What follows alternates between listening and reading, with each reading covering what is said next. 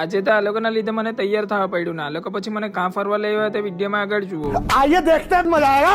Good morning Har Har Mahadev. તો સ્વાગત છે તમારા મારા આજના નામની વ્લોગમાં. આજે તો સવારમાં નાહી ધોઈને રેડી થઈને બહાર આવીને જોયું ત્યાં તો વરસાદ આવવા લાગેલો હતો જોરદાર. ને મને તો એવું લાગતું છે કે અત્યારે સ્વેટરના જગ્યાએ રેનકોટ લેવા પડશે ને આપણી રામપિયાનીને વેચીને બોટ લેવા પડશે.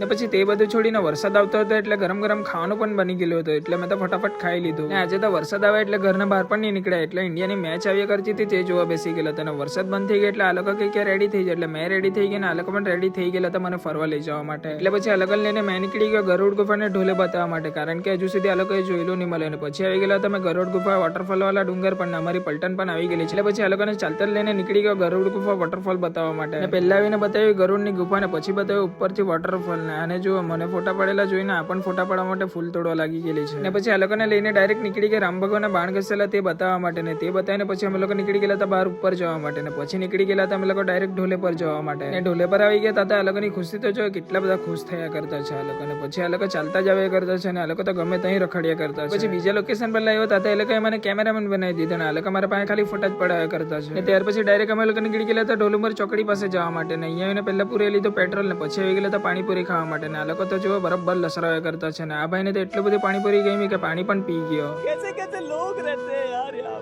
ને ત્યાર પછી અમે લોકો પણ નીકળી ગયેલા હતા ઘરે જવા માટે. ને ચાલો હવે મળીએ એક નવા બ્લોગમાં. Thank you.